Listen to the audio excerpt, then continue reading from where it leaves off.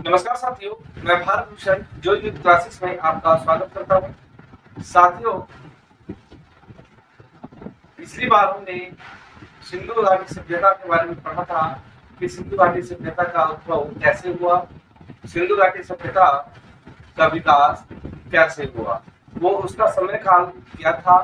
आज हम सिंधु घाटी सभ्यता को ही आगे बढ़ाते हुए उसके आगे के पार्ट को पढ़ते हैं, जिसमें हम सिंधु घाटी सभ्यता की विशेषताएं पढ़ेंगे।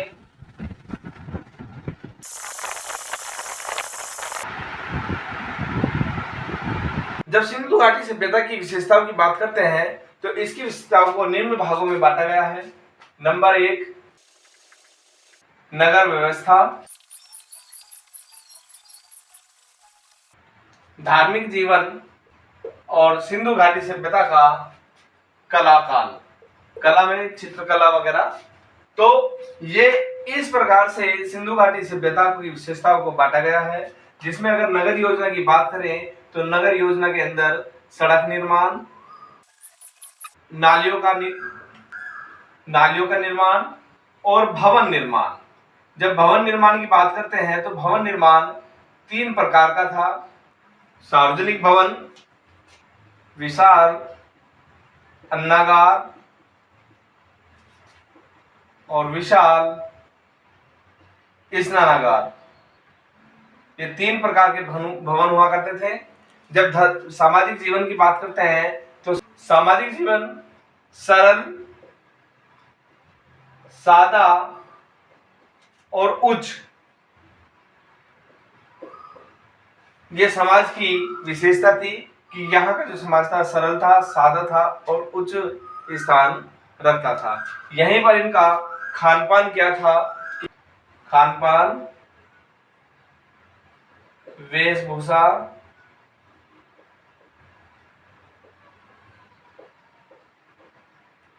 रहन सहन, तो ये सारी चीजें इनके सामाजिक जीवन के अंतर्गत आती थी।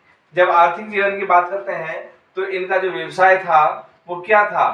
तो इनका व्यवसाय कृषि, पशुपालन,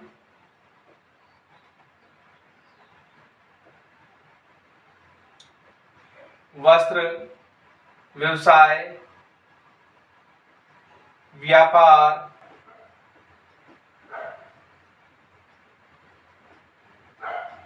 शिल्प उद्योग, तो ये सारी चीजें क्या थी? इनके आर्थिक जीवन को दर्शाती थी। उसके बाद धार्मिक जीवन, माता देवी की पूजा, पशुपतिनाथ की पूजा, पशु पूजा, नाग पूजा, वृक्ष पूजा,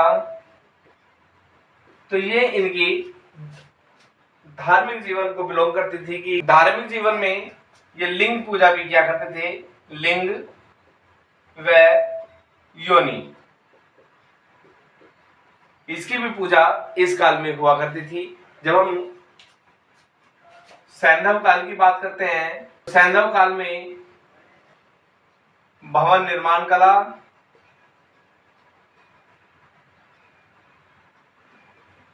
मूर्ति कला,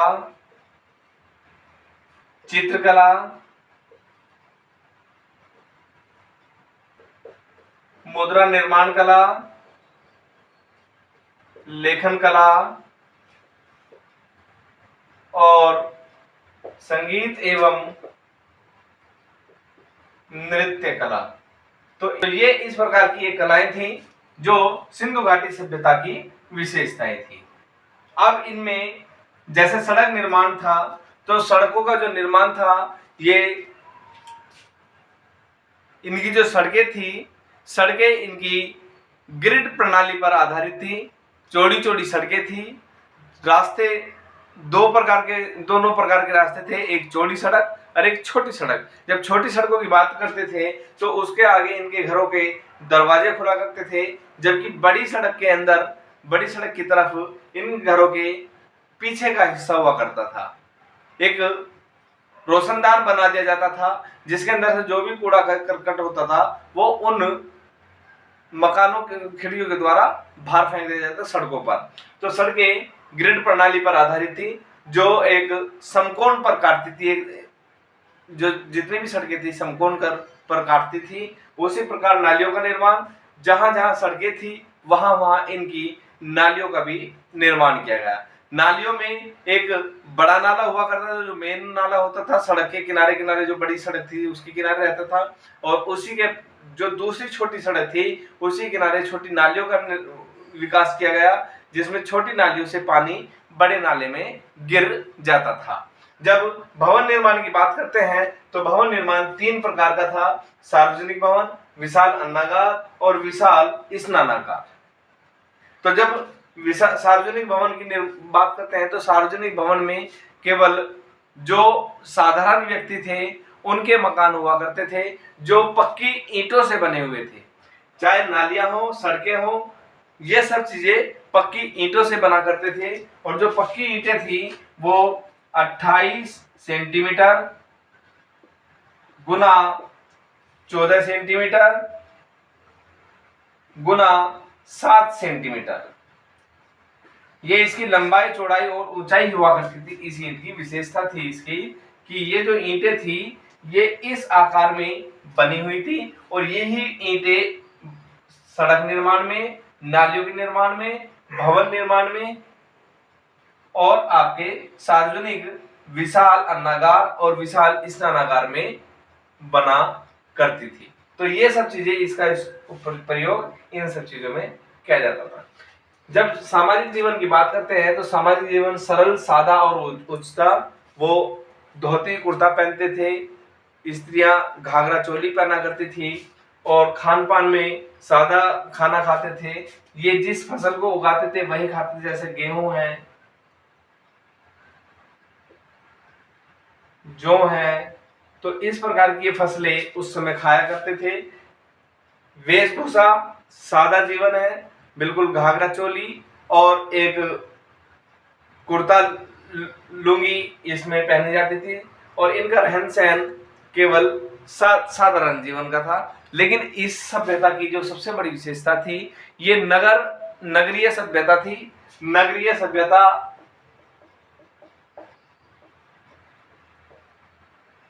सिंधु सभ्यता को नगरीय सभ्यता के नाम से भी जाना जाता था। इसे सैंधव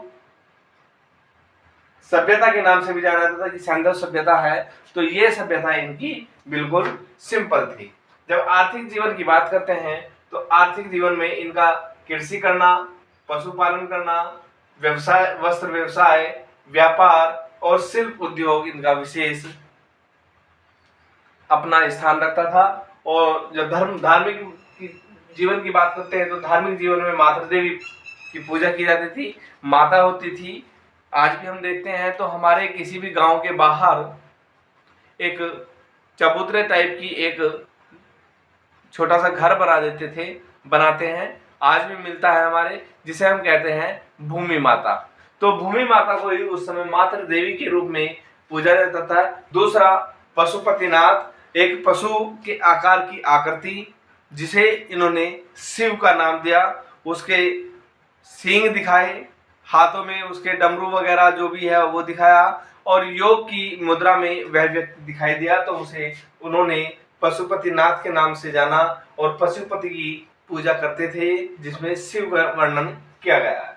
जब पशु की पूजा की बात करते हैं तो पशु के अंदर कुबड़ वाला सांड उस समय विशेष पूजा जाता था, और क्योंकि इसे ही पशुपति का जो वाहन का जो कहते थे कि वाहन कौन है, तो पशु में वो कुबड़ वाला सांड ही इसका वाहन था। नाग पूजा, बमी की पूजा की जाती थी, नाग की पूजा की जाती थी। वृक्ष पूजा में आपके बड़ का पेड़, पीपल का वृक्ष, उसमें पूजा जाता था क्योंकि साक्ष्य मिले हैं। लिंग और योनि की भी पूजा उस काल में की जाती थी, ये इसका विशेष भाग था। उसके बाद जब सैंधव काल कला की बात करते हैं तो सैंधव कला में भवन निर्माण किस प्रकार के थे, तो भवनों के ऊपर ये नक्काशी करते थे, चित्रकारी करते थे, तो भवनों को अलग अलग डिजाइनों में बनाते थे। तो ये सब चीजें भवन निर्माण कला में आ जाती थी। उस समय मूर्ति कला में इन सब चीजों की मूर्ति मिली है। तो मूर्ति मिली तो ये केवल कला यहाँ पर सैंधव कला से ही हमें प्राप्त हुई है। चित्रकला, जितने भी हमारे मकान बने हुए थे उनके ऊपर चित्र अंकित थे, चित्र बने हुए होते थे, जिससे कि वे मकान आकर्षित करने वाले दीवारों के ऊपर, मकानों के ऊपर ये चित्र बना दिए जाते थे। मुद्रा निर्माण, उस समय मुद्रा का भी चलन था, तो मुद्रा का निर्माण भी सिंधु सभ्यता ने किया था। लेखन कला, लिखने का भी कला उस समय आ चुकी थी, क्योंकि लिखने के लिए दाहिनी से बाईं ओर लिखा जाता था। दाहिनी से इस तरीके से, यहां से इस तरीके से, ये इस तरीके से चलता था, मतलब उल्टा चलता था, दाएं से बाईं की ओर। इसमें लगभग 400 अक्षरों का वर्णन किया गया है। लगभग 400 अक्षर थे उस समय पढ़ने लिखने के। तो लेखन कला के अंदर ये 400 अक्षर, यहाँ की जो लिपि थी वो चित्रात्मक लिपि थी, जो आज तक किसी भी वैज्ञानिक से पढ़ी नहीं गई। तो चित्रात्मक यहाँ की लिपि थी। तो ये लेखन कला थी। संगीत एवं नृत्य कला, यहाँ के लोगों का जो मनोरंजन का साधन था वो संगीत था और नृत्य था। संगीत कला और नृत्य कला में ये निपुण थे। अपने मनोरंजन के साधन के रूप में ये इसे लिया करते थे। तो साथियों, ये आपकी सिंधु सभ्यता जो जिसकी ये विशेषताएं थी। Thank you.